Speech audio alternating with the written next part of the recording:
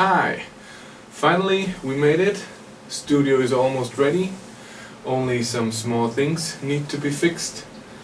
We are in testing mode now, which means I test if the software is working, hardware is working, how all the connections in the recording rooms are working, if the sound in the recording rooms is okay. We have 3 rooms here. This control room, we have the big, not really big, recording room in there for drums and other things, and we have on the other side a small vocal booth, which is only used for vocals and maybe acoustic guitar recording, because it's a really small room. I will show you later. First I think I show you what we use and why. Here we have our rig. We have one DI box for recording the clean signal of guitars and maybe keyboards or something like this. We have this little amplifier for the Yamaha NS10 speakers. We have the Avalon VT737 preamp, tube preamp, really good for vocal recording, sometimes for guitars. We have the 8-channel microphone preamp from Focusrite, really good. And we have the TL Audio C1 microphone preamp and compressor. This is the power supply for the Mackie D8B mixer. Here we have our mixer, the Mackie D8B. Why do we use this? First of all, I think it's a great mixer.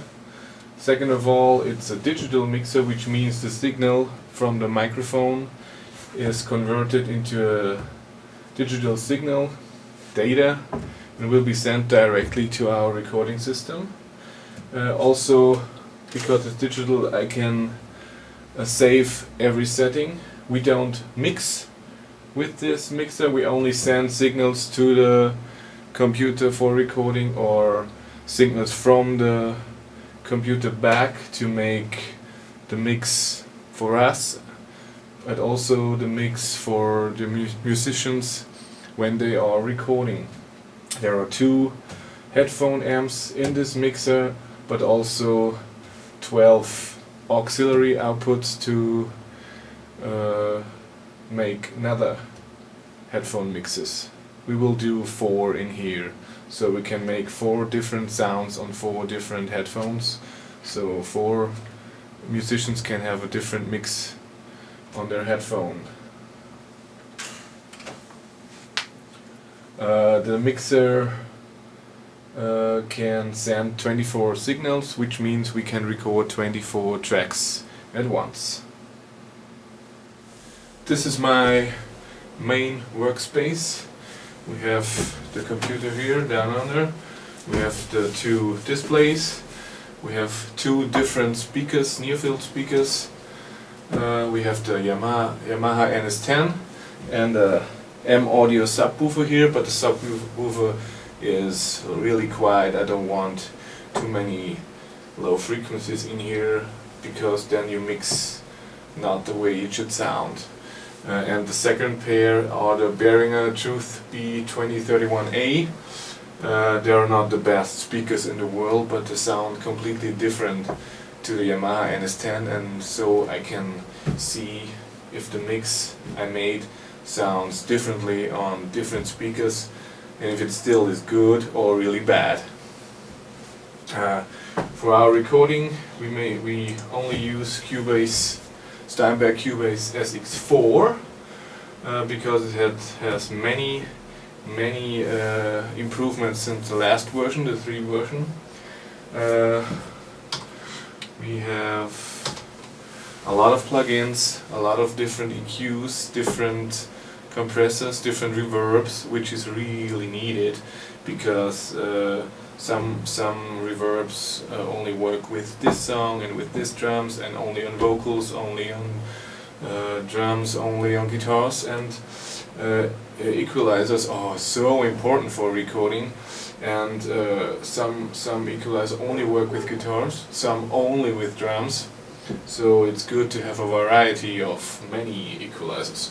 We also have a bunch of mastering plugins, so we can tweak the sound at the end, but we don't do real mastering here. There are special studios for that.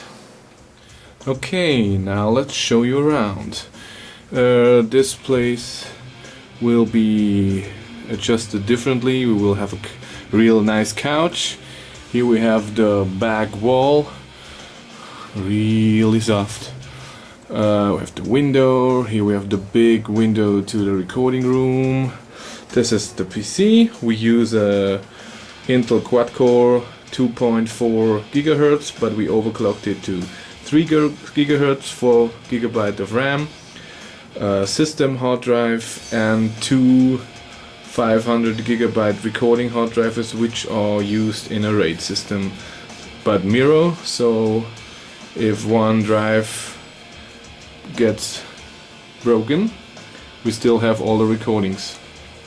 This is the door to outside. This is the door to our first recording room, the big one. I'm doing a little drum recording here to test it. All the stuff on the side will be gone soon. Headphone. This is the little rack with the headphone amp. Multi-core. This is the place where you connect all the cables so they get into the control room. This multi-core is from the other room, so I can connect it the way I like it. Well, here we have a little drum set that is microphoned. Just testing. I was playing, so nothing big. Here we have our really small recording room. Only a vocal booth, really small. We have the multi-core as well, where you connect the cables. And this is where we're gonna record vocals and acoustic guitar. Also, I did acoustic recording in here, and it sounds really good. I like it. Again, we have a headphone amp. We will get a rack for this too. So this is the view to the recording room. I'm gonna go in and see the view out to the control room. So nice. Now I think I'm gonna show you some microphones we are using. First, the most used, the Shure SM57. Use it on snares, on guitar amps. We have the Shure SM7, which is really good on guitar amps and snares. I like it very much. We have the Sennheiser E504, I think. I like it for drums. The most people use the Sennheiser MD421 for toms. I don't like it that much. For hi-hat and vocals and acoustic guitars, I use the AKG C414 TL. Also good for guitar amps and vocals is the Neumann TLM 103 here. Perfect for some acoustic guitars and overheads. So amazing are those two. Neumann KM184. For the kick drum, we use the famous Yamaha sub kick. Also in there is the AKG D11. You can see that now, but I will show you a picture. And also in there, if you can see it, is the, you can see it, Shure Beta 91. Really good for the kick. For the headphones we use are the Biodynamic DT770, which are really good because they can be loud and also they're very closed over your ear, so no click on the microphones. Almost no. Okay, so that's it. Next time I think we're gonna do step-by-step recording, what to do and why, and then comes the recording tutorial for drums and guitar amps. That's it. Have fun. Bye.